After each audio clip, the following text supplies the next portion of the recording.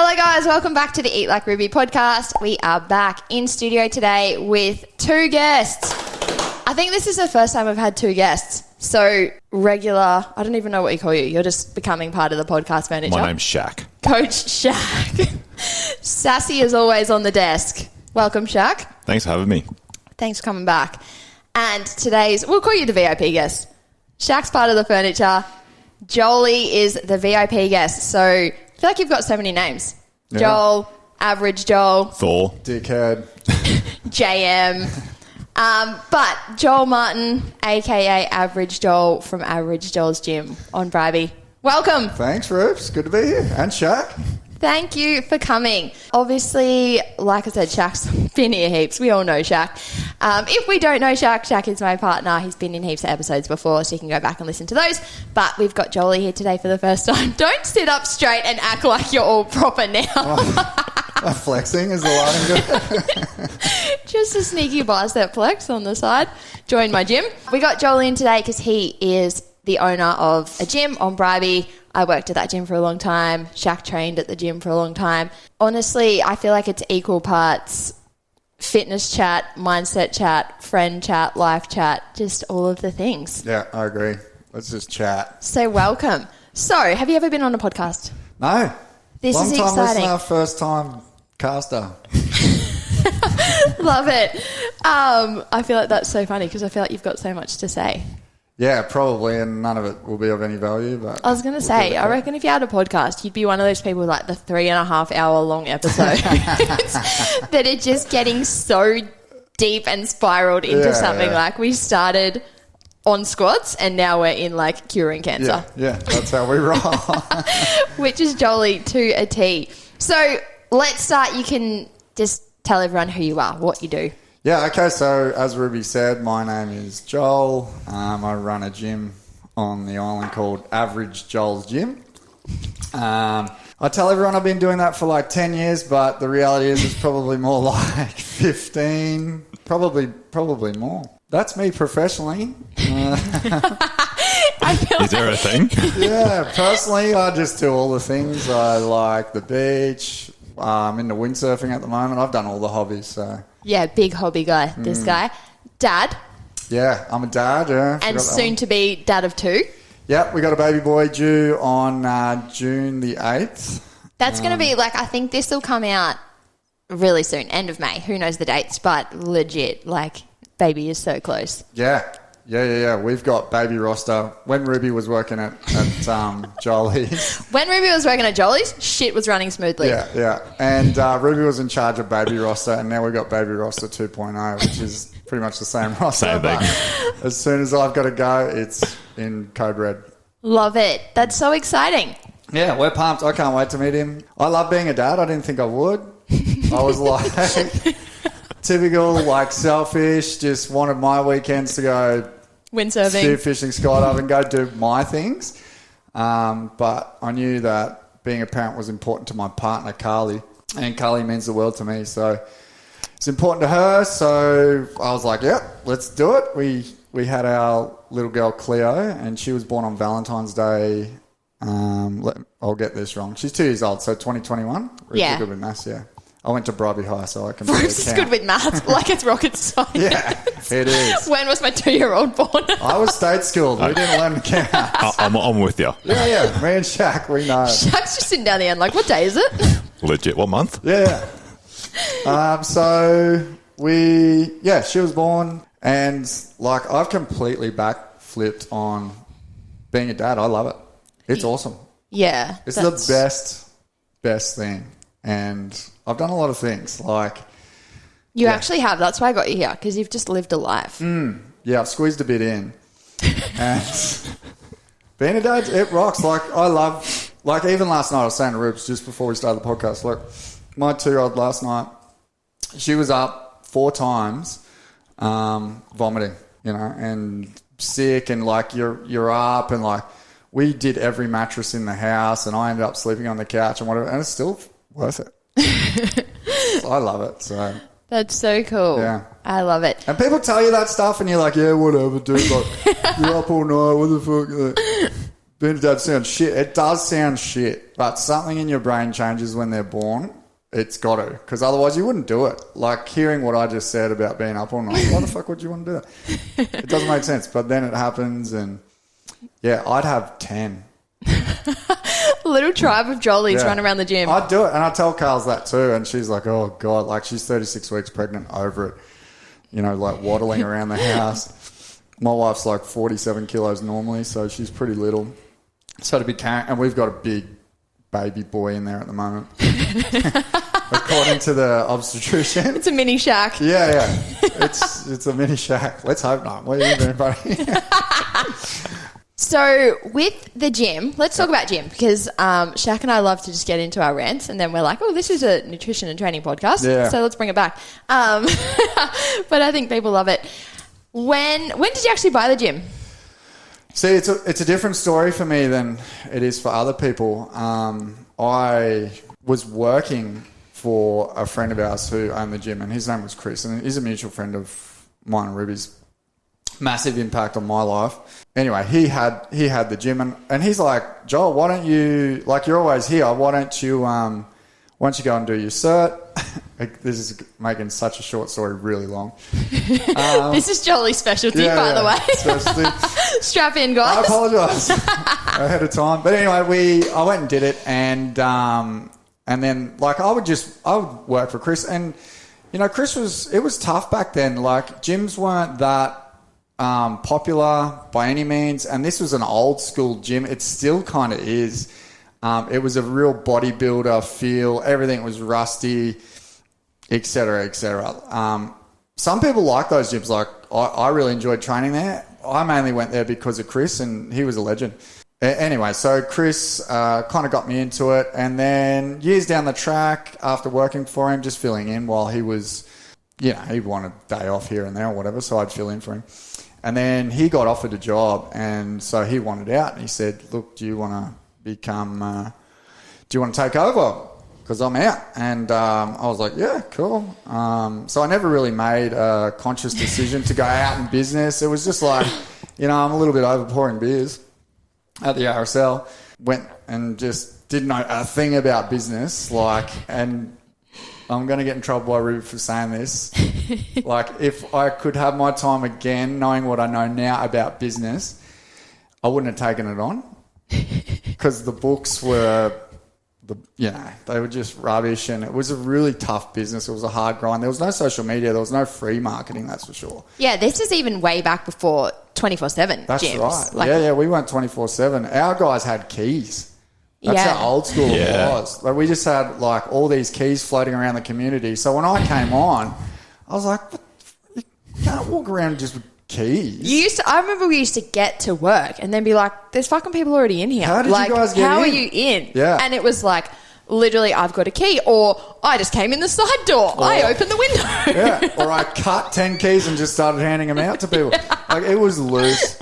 It was the Wild West, and they're fond memories. Like, I like it, but, you know, even now, if I move a dumbbell 2 centimetres, I'm in trouble. Like, people just love, I don't know, they just get so set in their ways. Mm-hmm. So back then when I was like, hey, this key thing's over, like, we're not doing it, I'm changing the locks, I probably lost 5-10 members, something like that. Like mayhem. Yeah, like, how dare you? Crazy. How dare you be the only person with a key to your business? Yeah. Yeah, how dare you make it secure and all this kind of thing. But, and that's kind of how it happened. It just fell in my lap. Yeah, the only reason kind of I'm in the position that I'm in today is just through, like, a big part of it would just be, like, utter stupidity, just, like, not knowing what I was getting into business-wise. Like, you would never invest if you were... Smart. Yeah. You know? But anyway... No, but I'm going to challenge what you said, because you're saying the reason I am where I am is utter stupidity. I think it's the opposite. I think you are such a hard worker and smart and resilient, and I'm just going to give you a big head right now. Go for it. Keep it calm. I'll be the first to tell you I'm not smart. No, you're wise. I memorise what smart people say. You are wise. That's all that it comes down to. If Shaq says something smart, I'm like, that's a good one, I'll take that. I'm just remembering Thank fuck for YouTube. Like, I am the I same think way. you're like savvy. yeah, look, it's hard for me to agree with you just because I find it cringy.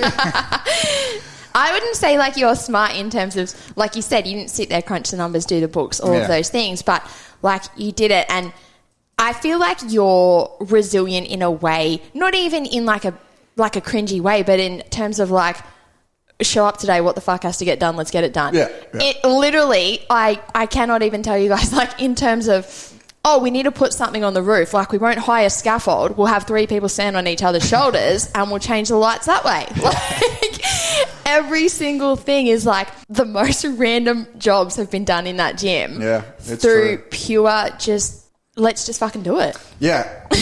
You've touched base on something too. I've got to be more gracious with compliments, so I thank you for that one. It's definitely a big weakness of mine, like just being like, oh, like that makes me feel uncomfortable. Stop saying nice things about me.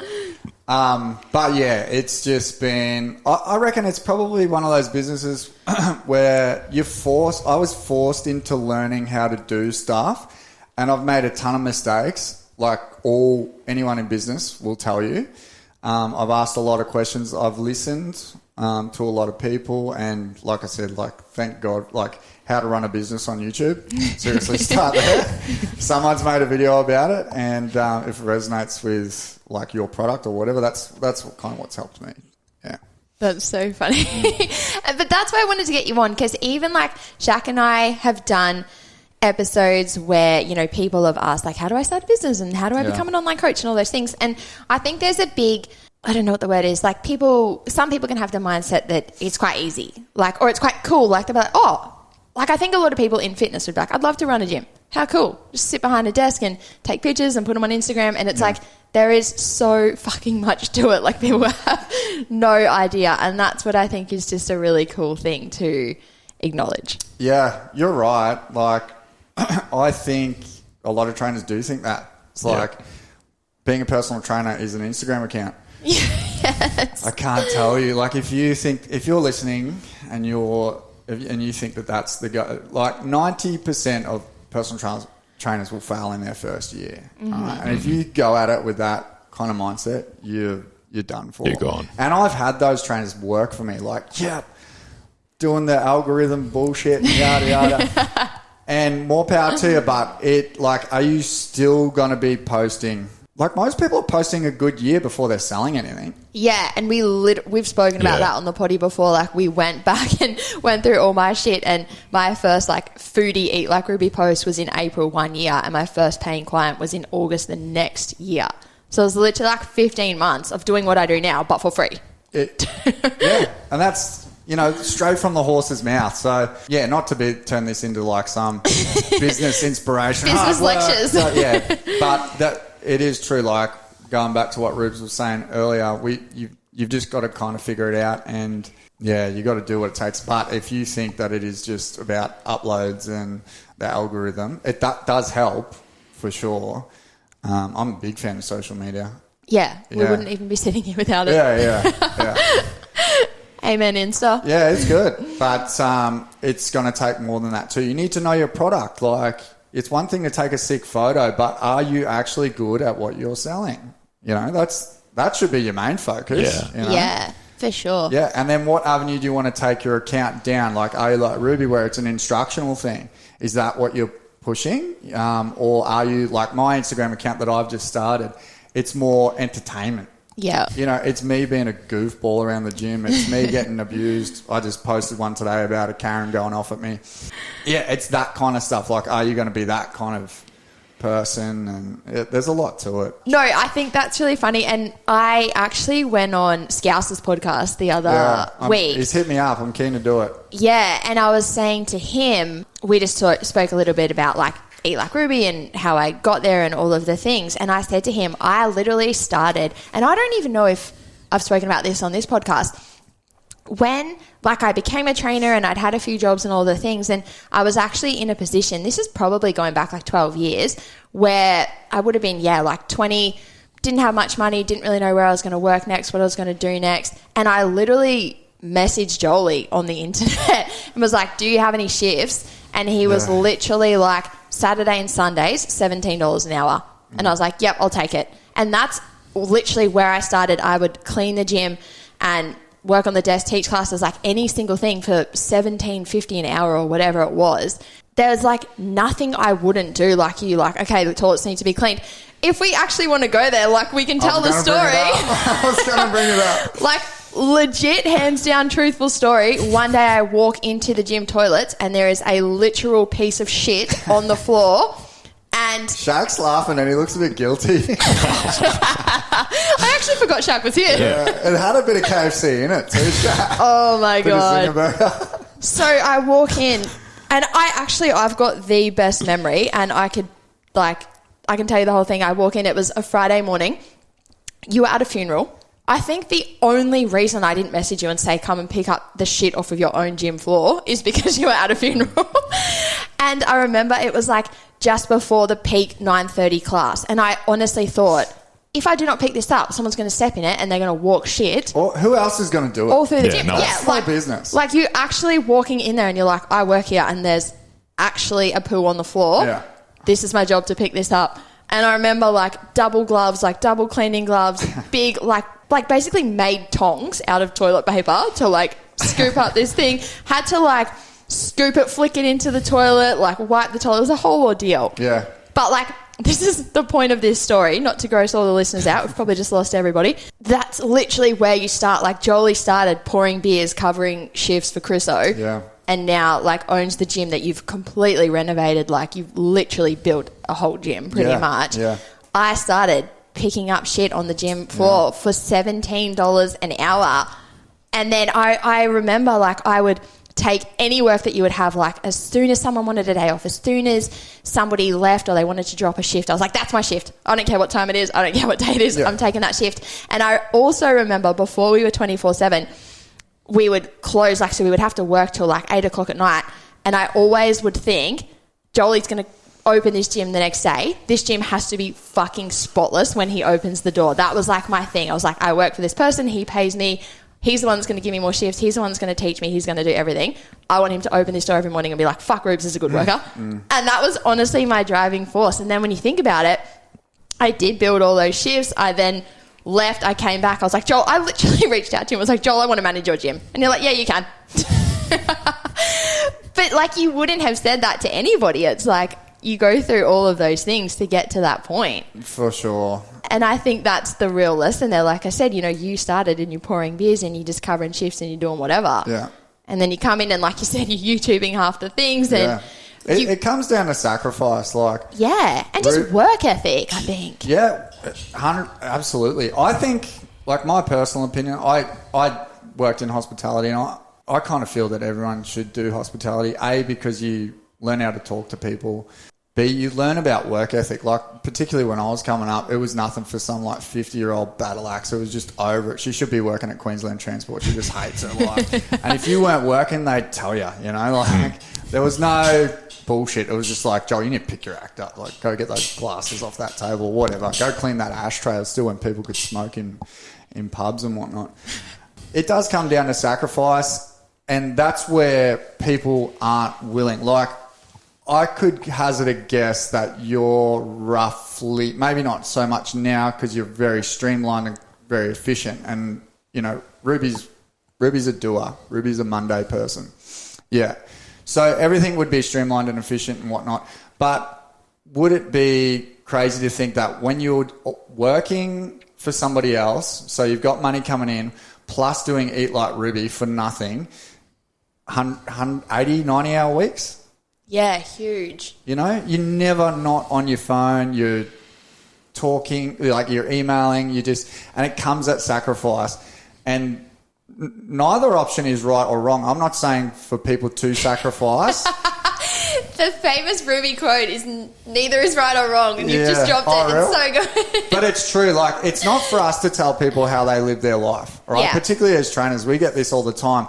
They come to us and we ask them what their goals are, all right? And then it's up to us to facilitate what they want. It makes our job so much harder when people don't have goals. We're like, oh, gosh. Yeah, like where do we go? Where do we start? Like, what do they even want to achieve? So we've you know, the industry's gotten a lot better at like kind of drawing that out of people through questionnaires and yada yada.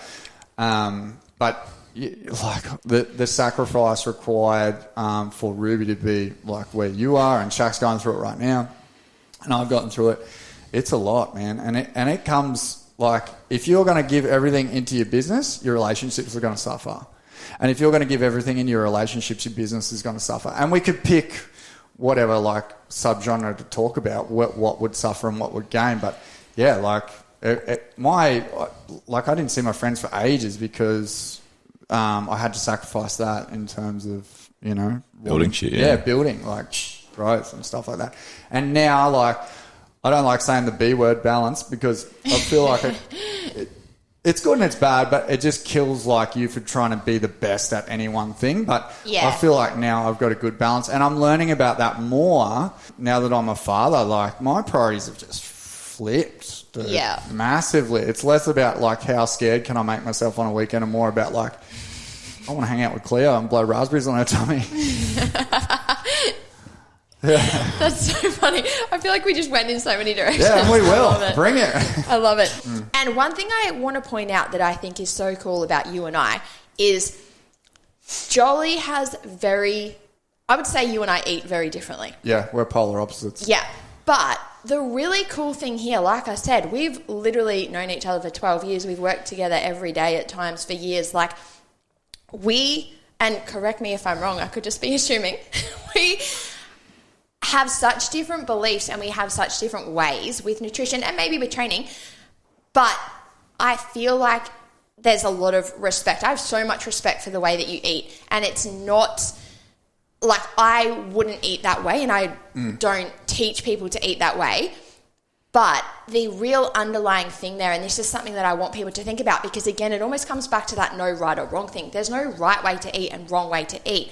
There's an optimal or not optimal way, or there's right and wrong for you. And I feel like that's the biggest thing with you and I is like I said, we're so different, but I know that you genuinely believe the way that you eat and train is right for you. And I would say that you know that it's the same for me. Yeah. So even though like we literally sat next to each other every day for years eating, I worked for Jolie when I did the Krispy Kreme a day challenge. Like I ate a Krispy Kreme every day for a month. Jolie literally is eating like kale and tuna next to me. And he's like, fuck, it's so cool that you're doing this challenge, Rubes. Like I have so much respect for what you're doing. And equally I'm like, I know that you research everything that you eat, and there's definitely reasons why you're eating kale and tuna right now. So I have so much respect for that. And I think it's so funny because a lot of people in those situations, you put two people in a work tea room, one person with a donut, one person with a salad. Yeah, they're going to fucking argue. Butt heads, and they're going to be like, I'm right, you're wrong, rah, rah, rah. Like so much to say. And I think it's such a really cool thing to see with nutrition. Like we need to be more open-minded that if somebody is genuinely like done the research or found the thing that works for them, to the point that it is actually working, who are we to say that it's right or wrong? That's right. And this is what's frustrating for the consumer, particularly with nutrition. Yeah. We can get the juggernauts of the nutrition field in one room, and they won't agree. Mm-hmm. Yeah. It's annoying. Like you can have a vegan at one end. We've seen it with even, remember the Game Changers thing that came out, and then they went on Joe Rogan and it was like a 4-hour debate, and then at the end of the debate it was like, well, everyone is right and everyone is wrong. We actually and that's the point that you've hit the hammer on the nail. That's the saying, yeah. Everyone is right, and that's what makes those questions so hard to answer. They all have a level of being right. Like the vegans have a good point. The vegetarians have a good point. It's hard to argue someone who's like on the meat-only diet. I saw this chick and she's like, you know, my skin's not itchy anymore and blah, blah, blah. Like how am I going to tell her that she needs to eat more fibre when she's like, I've changed my life just from being on the carnivore diet. I forgot the name of it. Yeah. You know, that's a hard sell, you know. Like I personally don't, you know. I've done every fad diet too. Yeah, Jolie really has done every diet. But even then, I feel like you've done it from... You don't do it from a place of like, shit, fuck, I need to find the next diet. You're like, learn. I've done the research. I want to put this in practice. I want to see how my body responds to this. Like, and that's why I have so much respect for you, because I'm like, you're not just a fuckwit diet hopper. Yeah. Like, really, if we want to go there, like, it's all inquisitive and it's learning and it's... Yeah. If you're here to do one thing, it is to learn. I do really love nutrition, so much so that I say I'm an enemy of it. Like, it is such a deep rabbit hole, and Rubes is right. Like, I don't eat like Ruby. All the people I work with, I recommend they eat like Ruby. Yeah. Don't follow me by any means. I'm doing some stupid stuff. Don't eat like Joel. Yeah. Follow Everyone Joel for wants the to- entertainment. How come you're not eating? Why are you fasting for 7 days, Joel? Like, why are you only having water? Like, where do I even start with that? I don't recommend that you do this, but people just want to know. I'm like, fuck, like, don't ask me about these insane, like, things that I'm doing, but not address the 15 beers you're having every night. Like, you've skipped so much stuff. Yeah. You've skipped everything. Like, get on top of that before asking me about, like, how's your sleep? How's your sleep? Are you sleeping well? Yeah, no. Oh, I could sleep better. Cool. Why are you worrying about, like, hot baths and saunas and things like that, but you're not worried about what your nighttime routine is like? I think we literally talked about this, hey? Legit. Where people are, like, on the hunt for, like, the best recovery, and it's Yeah. like, go to bed earlier. Yeah, put your phone down. So, yeah, we're all looking for these hacks, and I do like that about people, but, yeah, ultimately, like, they hate it when I tell them that. I'm like, why are you so concerned about, like, this optimal friggin' thing that you heard some douchebag on TikTok say, but you're not focusing on, like, just some key things, like, is your nutrition dialed? Yeah. You know, is your training consistent? Like, what are we talking about fasting for if you're not even training consistently? Yeah. Yeah, it's like And putting a just pretty goes- dress on shit. Yeah, I don't know. Yeah, Really, it like, is. you can dress up all you want, but if you're not doing the basics, it's not going to work. Yeah, you're absolutely right. Yeah, I completely agree. But yeah, going back, I do find that for the consumer, nutrition can be quite frustrating because, you know, there are so many different points of view, and that they all have a level of being right.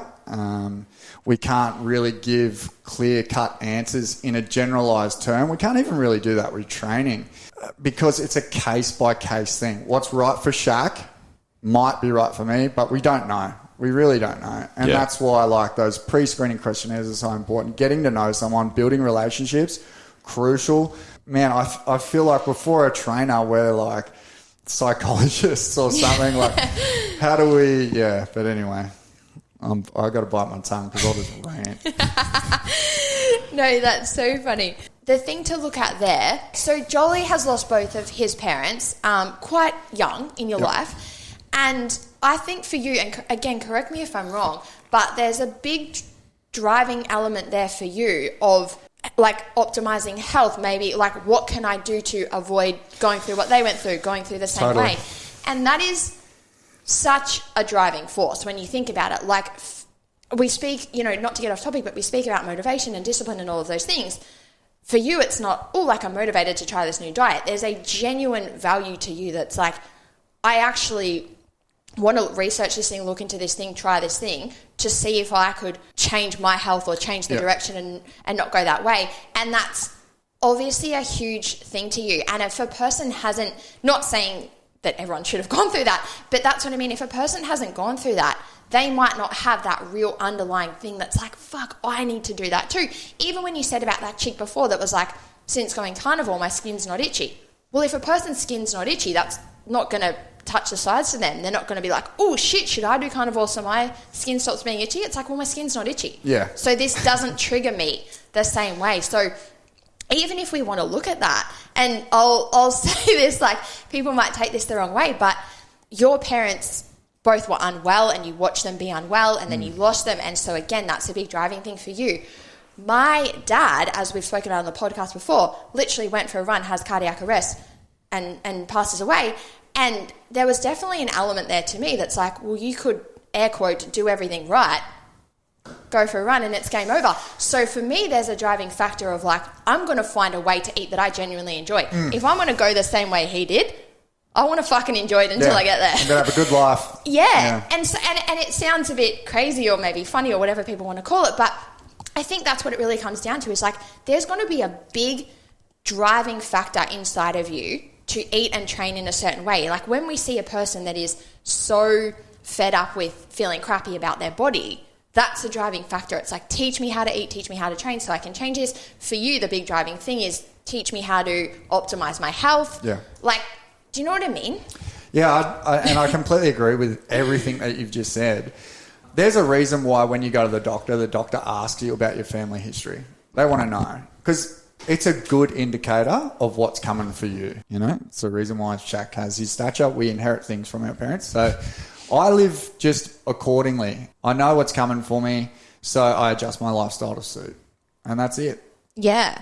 You know, and Rubes is doing the same thing, and she's, you know, she's just making it a lot easier on herself by enjoying the foods that she likes. And yeah, my hat goes off to you. I actually think it's harder to eat the way that Ruby eats. Like that takes probably more discipline to, you know, implement foods that you like, and in moderation. Yeah, in moderation is the thing that everyone's missing. It's quite tough to do. It's how I eat when I'm like in a maintenance, or it's how I eat when I'm like know that I've got trips coming up, and you know, I want to eat out and enjoy time with my wife. Like we just had our anniversary down at Byron.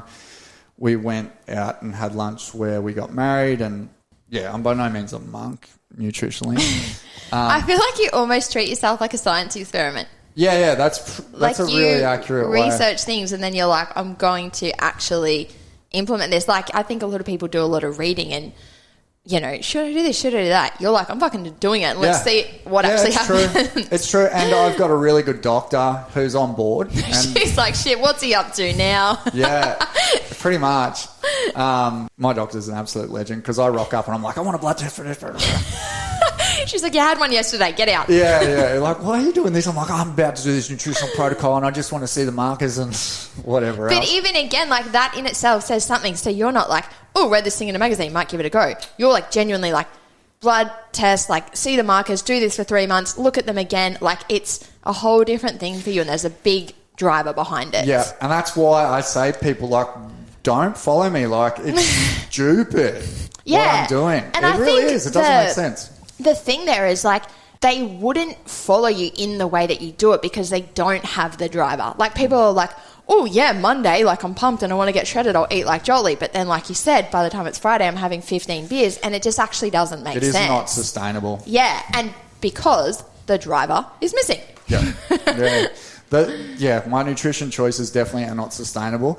I'm a little bit special in that, well, different, not special. Like I'm made of the same stuff everyone else is, but yeah, I'm different. Yes, losing my parents quite young, you know, it sucked and whatever, but it's not a fear that motivates me. Like I've come to terms with and have sat with that, like losing my parents, and I've worked through it. Like you've got to, like I'm sure you're aware, it's pretty tough. But that's not what motivates me. I'm not like, it's not like, you know, the fear campaigns that you see on a cigarette packet. Like they put those rusty lungs on there, those tar covered lungs on there because they want to basically spark fear and have a fear response. Yeah. So you then change your life, you know. Yeah. But that's not what motivates me. You're not like, fuck, I can't eat a donut or I'll yeah, because I don't want to die like mum and dad. Like that ain't it. Mine's more like inquisitive. This is cool. Yeah. If we're here to do anything, we're here to learn. And for whatever reason, I like fiddling with nutrition mostly, I would say. And then after that would be training. Yeah, and I think even, like, hopefully people got something from that. Here's our life story if anyone's interested. But I think the cool thing for people to even look at there is, like we said, if you are implementing nutrition protocols that you genuinely believe in and they work for you, I think actually if you are doing that and you genuinely do believe in them and they genuinely do work for you, you're not triggered by other people, you're not activated by other people, you're not getting into those diet fights. But I think it's just like people need to release that whole right, wrong, like what I'm doing is right. Sally in the tea room's eating this, she's fucking wrong. He's over here eating that. Shit, maybe I should do that, maybe that's right. It really is about like, can you find what works for you, and can it be okay that that same thing doesn't work for someone else and they found the thing that works for them? Yeah, I would agree. I would probably add to that and just put my twist on it by saying there is a right and a wrong for the individual. Yeah. Okay, so there's a right and a wrong for Shaq. There's a right and a wrong for Joel, and there's a right and a wrong for Ruby. And we need to know. We need more information before we can just go, no, don't eat fucking bread. Like, 100%. You know, why? Yeah. You know? And we've even spoken on the podcast before about like what's going to be right for a person running a marathon today is going to be different to a person sitting on the couch. Yeah. Sports nutrition is just another game. Yeah. And it's when people throw out that question of like you said, is bread bad? And it's like, well, bad for what? Yeah. Like, what are you doing? What's your goal? Where are you at? Like, there's so many things to look at there. Like you said, the questionnaires and all of the things. And I think that's where people need to drop that mentality of, like, putting things in boxes. That's good, that's bad. If I do that, I'm right. If I do that, I'm wrong. Yeah. It's like really actually drop all of that and find what works for you. And we speak so much about just getting enough education and understanding to find what actually is the right thing for you, like you said. Yeah, that's so true. And unfortunately, like, that is such a long road. Finding what works for you sucks because all our clients want from us is like... the answer. Yeah. They just want a short track. They're like, what do you mean I've got to learn? You're like, well, look, in the long term, learning about your nutrition will be better for you. So you're trying to sneakily, and then they want results instantly, and you've got to figure out strategic ways. Like, results is a really good motivator. You know, it'll keep people on track. So do you go, okay, you just smile and nod and listen and get them some results in the short term and then play the long game more strategically and start implementing more strategic. So, you know, do you think this diet is sustainable? I'm like, oh, no, I'm like really fanging for a Krispy Kreme. Like, well, why don't we implement them? You know, like, why don't we make this part of your nutrition, blah, blah, blah. If we're talking about, you know, maybe weight loss clients, which I'm presuming that we are. Okay, let's talk about gyms. Yes. I don't like to pose the question of like, what are people doing wrong? Yeah. I don't like to point out to people what they're doing wrong. But that's sort of the convo I want to open up is how can people best utilize the gym? Let's go with that. Yeah, that's a big one. And it's a real broad question. I know. So that's why I palmed it off to you. Yeah, but that's all good. And we need more specifics again. So it's hard to tell a whole like human race what they're doing wrong in the gym. But it's really easy to tell Shaq what he's doing wrong in the gym. All right. Once I've, again, read his pre-screening, read his questionnaires and whatever. So, yeah, it's a tough one to say. I would say in general, for general population, consistency. Yeah. Most people lack consistency. And here's a really good example.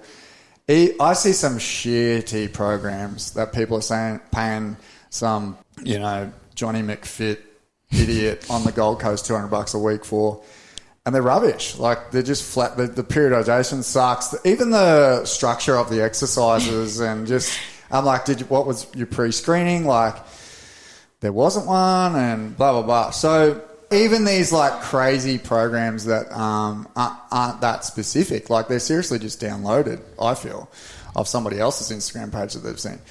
And even those will get them results with consistency. Mm-hmm. And that's what I tell people. Like, even the worst program will get you results with consistency. The best program will get you nothing if you don't show up. Yeah. You know, so if you don't show up, you're not getting nothing out of it. So I would say the most part, and that goes for everyone. Like, we could all be more consistent, you know, whether that be with training or nutrition or whatnot. But yeah, you know, if we're just going to like blanket statement, consistency, I believe. Yeah. And I think even like going back to the nutrition for a second, because one thing that we say heaps in Eat Like Ruby is the same thing, like best diet in the world means nothing if you don't stick to it. So again, it's people looking for like those crazy things. But then like we're saying, if you do it 2 days a week and then you're at the pub 4 days a week, like it's actually not the best thing in the world. So, and training being the same, I think we see a similar thing with training. I think you see it too with people who do get quite into the gym and then they're very like, oh, but like what exercise first and what reps and like almost too fixated. But then again, it's like people can have those intense bursts of being so fixated and then we don't see them in the gym for 6 weeks. Yeah. And then they come back and then they're like, should I bench before push-ups or push-ups before bench? Like, what's the answer? And it's like, the answer is like, where have you been for 6 weeks? Yeah, that's right. That is the answer. Why are you so concerned with like whether you need to tweak your pinky finger 3 degrees more on your bicep complex that, you know, you saw on Instagram?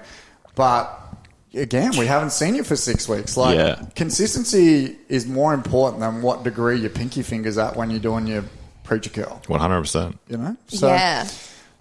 For sure. And even, like, this is probably a whole nother convo to open up. I went on Soph's podcast the other day. So Sophie, who owns this studio, has like a business podcast, and she was asking about business and stuff. And we were talking about people who spend a lot of time with business, but we also spoke about nutrition because people do it with both. And then we're training so much time in the planning and the researching and the studying phase, almost whether consciously or subconsciously convincing themselves that that is doing the thing. Yeah. Like, I'm sitting at home, I'm looking up biceps, I'm looking up the pinky angle, I'm doing the thing. I've researched this every day. I've watched 6 million YouTube videos. You haven't been to the gym and fucking curled the weights.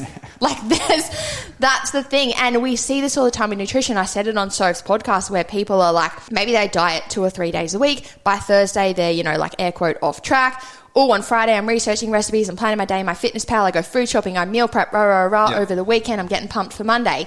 But if we actually look at that, Thursday, Friday, Saturday, Sunday, you were planning to do the thing, but you were out for tea and you were off track and you were all the things. Monday, Tuesday, Wednesday, you execute that new plan, repeat the cycle. When we step back, more than half the time, you're in the planning phase, but not the doing phase. Yeah, again, you got to be a doer. Yeah. You know, and we're not everyone is a doer. I'm definitely not.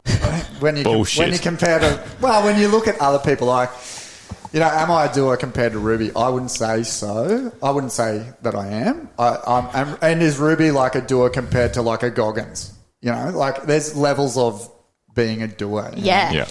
For sure. Spending hours on what's the outfits everyone's buying for gym stuff? Whatever. They're Muscle online. Nation. Yeah. Use code Ruby at the checkout. Like, why spend hours doing that, but not just actually getting into the gym? I just find it silly, and that's what disheartens me a lot of the time. I suppose why I get frustrated with people, at least. You know, they're like, why do this? Why do that? Why do that?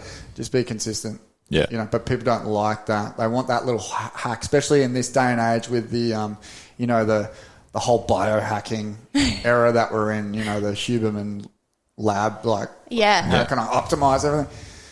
Like, oh, okay, get consistent first, and then we'll worry about, you know, your pre-sleep supplement cocktail. They're honestly looking for a pill. Like, yeah. what's the easy pill to do this? Yeah, we're seeing that now, like in the weight loss side of things with the diabetes medication shortage that people are using for weight loss.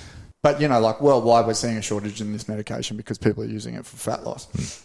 You know, I'm not to say that, you know, some people aren't deserving of that. You know, that I am actually a big fan of some weight loss medications, particularly for people that like are end of the line or pre-diabetic. Like, those people really worry me. We chop off I think it's nearly 5,000 limbs a year in Australia. I knew you were going to say that. Yeah. I feel like you've told me that so many times. Yeah, because it should scare the shit out of you. Like, Ruby, lay off the Nutella.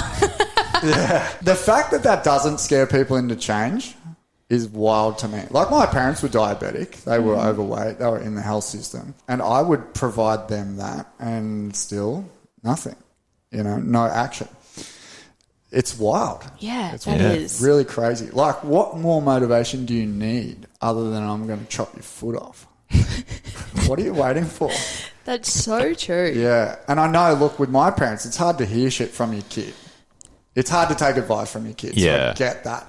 But, like, I would be, like, emailing stuff through and links and things like that. I just think, yeah, it's a waste. But I think even that planning thing, like we were saying, I think a lot of people are, to an extent, are unaware of that. And they almost have this mentality. It's such a common thing we see in the dieting world where people are like, I spend so much time like on my diet, like being their mentality. Like, I'm always thinking about it. I'm always planning it. I'm saying, no, I'm cutting back. I'm doing like, in someone's mind, they're just like, this is such a prominent thing in my mind all the time when a person is struggling with nutrition. But when we look at that thing that we said before, it's like, how much of that attention and energy are you giving to actually executing, as opposed to, like we said, the thinking and the planning and the doing and the getting ready to execute. So I think that's a big thing for people to think about. If you're somebody who can relate to that piece of information or that sentence where people are like, this is such a prominent thing in my mind, and we even have people say like, I don't feel like my results or my body are a reflection of the energy that I put into this. And that's where I think you need to look and say like, is the energy planning or is it action? Because it's a big fucking difference. Yeah. Yeah, spinning the wheels, treading water. Yeah. Those kinds of things. Yeah, that's a really, really good point. Yeah. Most Even people- with business, like when I said it with Soph on Soph's podcast, people in business will sit there and they'll plan the website and they'll do the layout and they'll plan the graphics and what am I going to call it and I'll do it in Canva and is it pink or is it blue and whatever. The logo thing shits me to tears. Have you fucking sold it? Have you actually gone live and said, I'm selling this thing, someone join? And then in a person's mind, it's like, I spent a whole week building this program. It's like you spent a whole week on the font and the colour. Yeah. You told people about it once and now you're crying because no one's joined. Yeah. With business, so many people be like, what do you think about my name? I could give a fuck about your name. I called my gym Average Joel's Gym. The name doesn't mean shit. You know? Start the business. And before that, it was called Physically Physically Fit, Fit. which is so random when you think about it. Yeah. Even now, you've put so much into the logo and everything, but people are still like, Physically Fit? Like, Yeah, we still get it. Bribey Island squash courts. Yeah. Like that. So again, it's like how much, like you're saying, how much merit is actually in that? Yeah. I mean, we not to to absolutely swing off topic, we definitely chose Average Joel's Gym. There's this whole story behind it, but we definitely wanted to be the opposite of what the other guys are. Yeah. Yeah. You know? Like bro gyms. Exactly. Yeah. There's so many like Inspire and blah, blah, whatever. And you're like, where does average? Come on down. You keep that market, dude. Yeah. I'm happy over here doing my thing. And We hand out keys. Yeah. Yeah. And the windows are open if you lose your key. Yeah. So with your training, what's the focus? What do you do? What does it look like? So my current training schedule in terms of like what I'm actually doing without going too much into the goal side of things is I pretty much run every day. Mm-hmm. I zone 2 80% of the time. Yeah. And I will speed work 20% of the time. Yep. So that like realistically looks like 7 days a week. 2 of those days is sprints. And then those kind of durations of the sprints and sets and reps and rest and all that kind of thing just suits my goals as to what I'm training at. If that's a 5K, if I want to get a, fast 5, I match it. What's the fastest 5 you've done? Shaq wants to know. I was going to ask that because honestly, every time I ask him, no one knows this answer. Everyone asks him all the time, but he will never Yeah, say. because it's not that quick. It's not as quick as you think. Oh, is this actually a secret? No, I mean, it's not a secret. I actually couldn't even tell you the specific time. Yeah. I can tell you it's sub 20. Shit, that's... not quick at all. Yeah, okay. Yeah, it's sub 20, but I basically try and run every day, and then zone 2 80% of the time, and speed work 20% of the time, and then I strength train 4 days a week. Do you run 7 days? Yes and no. Like, it really just depends. If, I can leave out a Sunday. Yeah. No problem. But a Saturday, it definitely has suffered a little bit since becoming a dad, because Cleo's like an early riser too. So to lace up, she's up at 5 o'clock, so I've got to kind of lace up at 4 o'clock, and sleep is a priority for me at this stage. Yeah. So Before the new baby comes. yeah, there's no once upon a sleep. time I'd be happy waking up at 4 and going for a run. Whereas now, I'm trying to put a focus on sleep. It's just as important as The training. run itself. Exactly, because that's when we repair. So yeah, and then just like lifting weights. I'm big into calisthenics. Mobility. Yep, mobility, that kind of thing. In between sets, I rarely will just do like a sit and stretch kind of thing. Mm-hmm. I'll do, an exercise and then like a stretch that's kind of focused on that area. It's not always static. Sometimes it is. Yada yada. I'm not the biggest advocate for stretching, particularly if you're like doing full range. Like weight training. Weight training anyway. You're Yeah. probably going to get that, but yeah. I do implement it, but it's not like a massive priority. Have you seen Yeah. a big benefit from running barefoot? Oh, this is a good point. Yeah. I'm definitely curious about this. Yeah, so Shaq's, I run barefoot a lot. What do you run on, grass or concrete or anything? I run on anything. Yeah. Yeah, pebbles. How long? Are you that like Bogan on Bribey in barefoot, just running on the bridge? Yeah. With the tattoo on your head? Yeah. Is that you? Is that Thor? Yeah. Is that Lagatha? Is that a skinny Thor? Is that a natty Thor? Natty Thor. I'll take it. Natty Thor. I'll take it. So I run barefoot. Why? What's the theory? Yeah, that's a really hard question because I have researched that too much. And look, ultimately, at the end of the day, I don't really like wearing shoes. Yeah. Where do you see benefit in, like in your run times or like? No, your just runs general? will suffer for sure. Like, but here's the other thing. Okay, so my personal record, my personal best, will improve when I do lace up. Yeah. Okay. All right. So, but yeah, I've never liked shoes. Okay. Yeah, I like being barefoot. I wear the same set of Connies forever. I bought you new Connies. Do you wear them? Probably them now. They actually do look quite fresh still. So yeah, look, shoes thing, and I do have a lot of shoes. Like I can get into it, like ones with plates in them and yada yada. I do like shoes, but I just use them. I tend to use my shoes on my speed days. Yeah. Rather than like my zone 2 days. Zone 2, I can just like zone 2 for me is so slow. Yeah. You know, and I'm always telling people to run fast. Like if you want to run fast, you got to run slow. You got to do two things if you want to run fast. First thing, you got to run slow. Mm-hmm. Secondly, you got to run fast.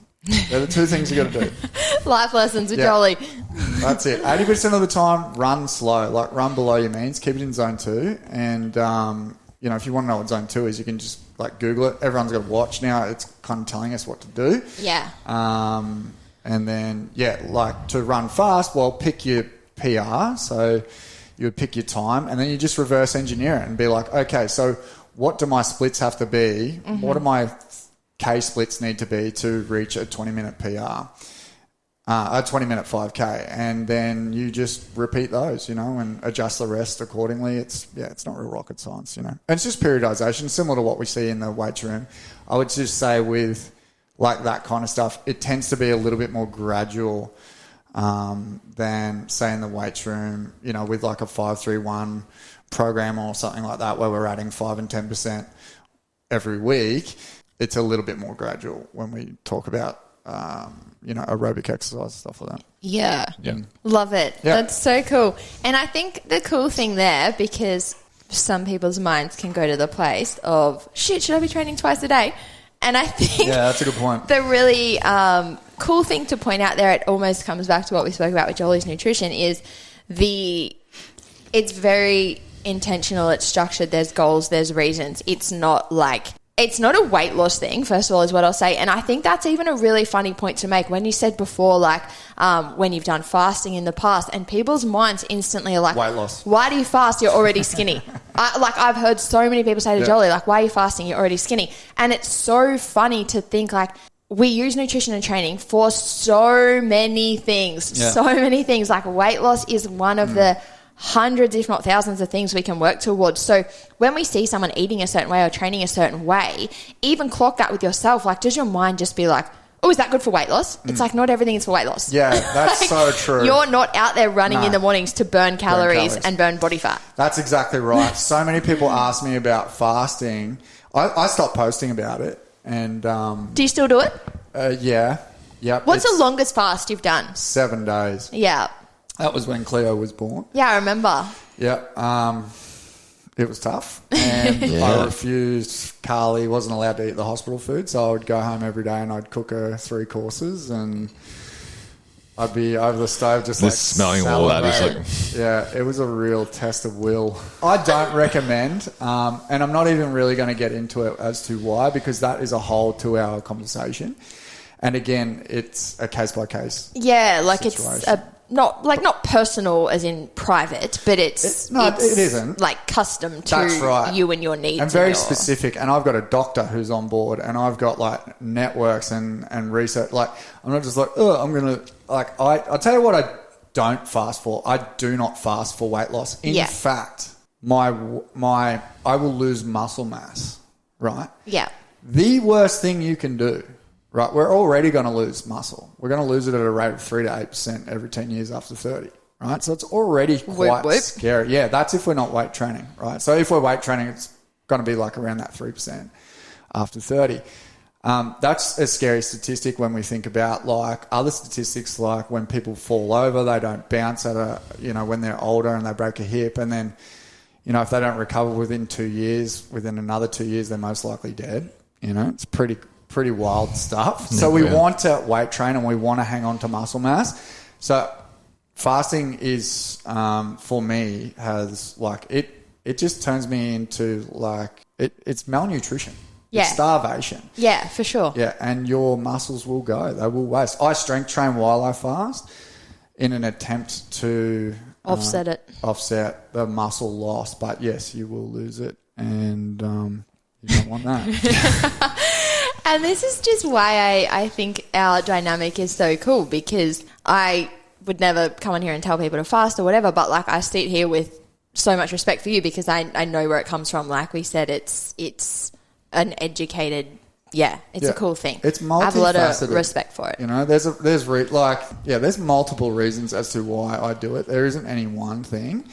And to be honest, it's all kind of shaky science. It's not even really awesome. It's just like a maybe it might lead to this kind of health outcome. Yeah, and I feel like equally, like we said before, one like researcher or whatever will come forward and say fasting is so optimal for this. Someone will come out 2 days later and saying fasting's terrible for this, and this. Yeah. Like you could find evidence like for or against anything you wanted to. And that's what is so frustrating for the consumer. We've seen that recently. Volta Longo, like the guy that's kind of, the bee's knees when it comes to fasting. He, initially was like, all right, breakfast isn't the most important meal of the day. And he's completely backflipped on that and said, no, look, we need to eat breakfast. Yeah. To the point where he's eating and not skipping meals. And this is the guy at the forefront. So I was talking to a GP about this who comes into the gym and he's like, oh man, this sucks. So I was like, yeah, it is frustrating, but also it is good that these, I don't know if dogmas is the right word, but these things are being challenged. We don't want to just set and forget. We don't marry yourself to anything. Be willing to change, be willing to follow the science. It can be frustrating, but yeah, for the most part, don't get married to any one thing. Be open and willing to try different things. And this is why I don't recommend people do what I do. Like my clients, I recommend to do what you do. Yeah. It's just far more sustainable. Based on the individual. That's right. Yeah. Yeah. Yeah, for sure. I think it's funny, even when I was doing the Krispy Kreme, and I would literally be buying these Krispy Kremes every day, and I'd legit have to be like, Jolie, are you eating today or not? Do you want a donut or you're not eating? Okay. Yeah, perfect. Don't fast. And not only don't fast because, it's really stupidly hard. Don't fast because you're a pain in the ass. Why say no to a donut? It's just silly. And, you're hard to be around too. Ask Carly if I'm a nice person by day 7. Poor Carl's. Yeah, Carl's is, hiding out in the backyard while I'm, stomping around, about to faint. That's so funny. Yeah. I love it. All right, here we go. I'm going to challenge you. You're going to fucking hate this. Yeah. A lot of my listeners are like Ruby, right? They want to eat like Ruby, believe it or not. So gym girls, let's say females, a lot of my listeners are females. There's males out there, but a lot of my followers are females. Girls that love nutrition, love training, want to just be healthy, feel good in their bodies, have a rig, be able to wear the short shorts, wear the sports bra, but eat the food, lift the weights, just have a good, positive, healthy body and life. Yeah. Nutrition tip, training tip, life tip. Yeah, cool. Okay, so nutrition tip. Do you want to eat like Ruby? Yeah. That's hard not to agree with. You're going to learn. Yeah, I think invest in your education. Yeah, I totally agree. Be careful with who you invest in. Oh, good one. Yeah, understand that followers doesn't mean they know what they're talking about.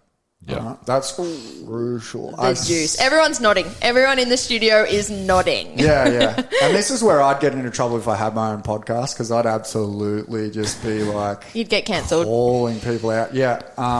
Followers just does not mean do your research, your due diligence. That would be my bit of advice there. Make sure that there is a level of education. The education actually is probably, it's so much more important than like, okay, here's your diet, see you later. All right. You want to be able to do something that's sustainable, because the reality is most people are eating the same foods every day, and you're going to be doing that for a long time. Yesterday's podcast, I was like, guys, we're going to be eating forever. You're right. You know, so yeah, look for education, and also it comes back to that consistency thing there with the nutrition side of things. Hope I didn't get too off track with that, but it is a really hard question to answer because there's just so many variables. If I had an individual in front of me and I had a detailed like pre-screening, I would absolutely be able to tell them. Go to town. White. Yeah. Yeah. But with that one, yeah. One thing we say, and I think it summarises what you've said and you'd agree, is invest enough, like whether it's time, money, energy, whatever it is, to get to a point where you feel like you're confident and in control. You're not a victim to nutrition, training, dieting, all the things. Like it's a positive experience in your life and you feel like you're educated, confident, in control enough to navigate it. Yeah. Yeah. Another good bit of advice would be like, find someone who's done what you've done and do what they're doing. Okay. So if you wanted to have Ruby's physique, do what she's doing. You know, eat the way that Ruby eats, train the way that Ruby eats, and listen to it. Yeah. And same deal in business. Like we do that as well. We get business mentors and tuition and stuff like that. And there's so many fakes out there, but ultimately, like, find someone who's done what you've done and then just listen to them. You know, try and learn. And like, if we're here to do anything, and that's, you know, why we're even on this planet, that's a real tough question. But ultimately, you want to be learning, surely. Yeah. Surely. And growing. Yeah, and growing. So that was the nutrition one. Was that life and training and everything? Yeah, sorry. And then the training tip. Okay, so if a girl wants to be in good health and feel good in her body. Yeah, she wants to be in good health.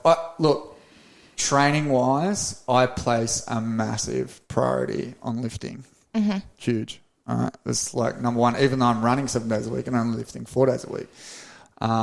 You've got to be lifting. You can Google the reasons why, but it's just so important. You have a muscle bank, all right? So the more that you can kind of lift and the more muscle you can kind of get on your frame before the age of 30, the better you're going to be when you're 70. All right? And you can be overweight and have muscle and your blood work still looks pretty good. All right? You got overweight and no muscle, your bloods don't look very good at all. Pre-diabetes, all these kinds of things. And it's the same to be said, like being skinny and muscular or skinny and no muscle, you know? Place a priority on lifting for sure. And even if you're over 30, still lift. Like, you haven't left it. More important. I feel like we worded it that's like, get it done before you're 30. Oh, yeah, right. Sorry. No. So if you're 31 and you haven't started. If you're 70. Too bad. 8. Get it done. Like, it's even more important for older adults to lift than it is for younger people. But it's never too late. But, yeah, place a priority on lifting weights, weight-bearing activity, well-structured program, well thought out, the right coach. See someone in your gym, you know, that would be my stance on that. Make sure you're lifting. Mm-hmm. Yeah. Life tip. Short answer is don't get a head tattoo.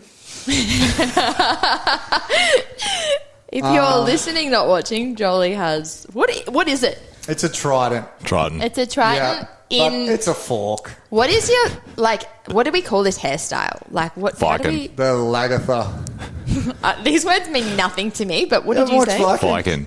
Like a TV show. Yeah, has she not seen Viking? No. She won't watch it. Yeah. Viking. So, what do we call this, a Viking haircut? Yeah. Yeah. Okay, so Jolie has the Viking haircut. Lagatha is the female lead in... Oh, so you're like comparing yourself to the chick. She's blonde. I need to Google this and confirm. Yeah. But then he's got She's a badass. The trident tattooed where his hair would be on the side of his head. Yeah. Okay, so look, I would say maybe get comfortable with being uncomfortable, because I kind of feel like that's where some growth lies. For me, it's always been about doing the things that kind of make me scared. Yeah. You know? Like people go, oh, you do all these weird, extreme things. Yeah, and we're talking like regular skydiver, like all this. Yeah. Yeah. Like my friends refer to me as Extreme Joel. jokingly, like they're really teasing me. But yeah, I would say that, yeah, kind of like in the thick of things, in the flames, that's where you're going to find yourself. That's such a hard one to answer. It's so funny because yours is so long and Shaq's will be like 3 words. Honestly, I got simple answers. Love it. Yeah, what's yours? All right, well, hit us with it. Well, simply for training and nutrition, do your research, make sure you know what you're doing, and then stick to the plan. Like, get coaches that you need assistance with the same goals. If you want to look like Ruby, look like Joel, go in that avenue and just listen to them. Do the thing. Do your research. And then, honestly, life tip. Make today count. Legit. Shaq's quote, make today count. If you're going to do something, do it right and, like, stick with it. Yeah, I like that one. Make today count. Like being present, being in the now. Yeah, and, like, this, stay consistent with it. Like, you're not going to achieve anything if you're going to do it for one day and not do it for 7 days. Yeah. Like, you just got to make it count and make sure you're doing it for the right reasons. Just get up on the day and do the thing. Yeah. Do the thing. That's Amen, sister. Maybe because, like, in this day and age, everyone's fucking anxious. Everyone's stressed out. Everyone's anxious. I would say, like, acceptance is a big one. Like, it just kind of maybe accept the situation that you're in. Come to terms with it. Yeah, I don't know. That's tough. That's a really. big. No, that is, I like that. That's good, though. I like that. I'll finish with that because like I said, I went on Scouse's podcast. I don't even know if people still call him Scouse, but Ryan. I do. Yeah, you know who I'm talking about. That's the main thing. Ryan, he has a podcast called, I think it's called One Talk.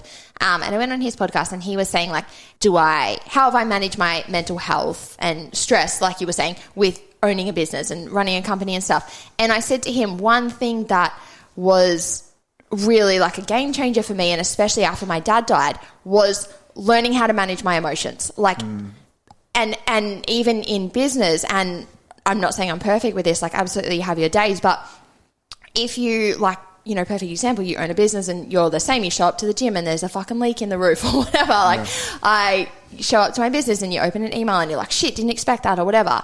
Having the ability to not, like you said, go straight into that panic, anxiety spiral, everything's fucked, like stress mode, and actually being like, okay, what's going on here? You know, you walk into the gym, the roof is leaking. If you panic attack and, you know, fuck this, whatever, I'm out, getting the car, drive off. The roof is still leaking. So it's about, I think, having that ability to be like, okay, cool. There's a leak in the roof. What's going on? Is there a hole in the roof? Do I need to go and buy another tile? Sometimes we spiral with things so much and it's like, do I just have to zip down to Mitre 10, get a tile, put it on the roof? We're done. Like, make a list, prioritize that list, execute that list. Like, and then it feels so good just going like, done. Tile fixed. King of the list. I used to order thousands of gym timetables because Jolie would just grab a timetable, write a list on the back. And I'd be like, well, now we can't hand that out because you've written clean the toilets on the back. No, but I think having that ability to actually be present and be like, okay, what's going on here? How do I get through this? I think we're so quick to be reactive. And like you said, stress, anxiety, all of the things. People will call it mental health. It's a bad day, all these things. And it's like, can we actually learn to navigate like problems? And I think a big thing there is like, you want to do something like build your own company, run a gym, like kill it with your nutrition and training, whatever. There's going to be struggles. Yes. You're not going to have a amazing day every day for the rest of your life. Like, shit is going to come up. So if you're only good on the good days and you haven't put systems in place to navigate those struggles, every time they come up, shit's going to hit the fan. It's going to hit. Yeah. Especially running a business. Yeah. It hits every 2 minutes. You're constantly putting out fires. Yeah, legit. You know? And if you're just constantly spiraling every time there's a fire, instead of being able to be like, okay, there's a fire, get the fire extinguisher, put it out, move on. Yeah. Some people are like that. Like, that's what I love about you, Rubes. Like, if there's a problem, what is the solution? When I worked for Jolie, like, we couldn't get the email to work, and then Jolie comes in and I'm like, so I called Google, then I called GoDaddy, then I called Hotmail. and I got it done. And now we've got email. Yeah.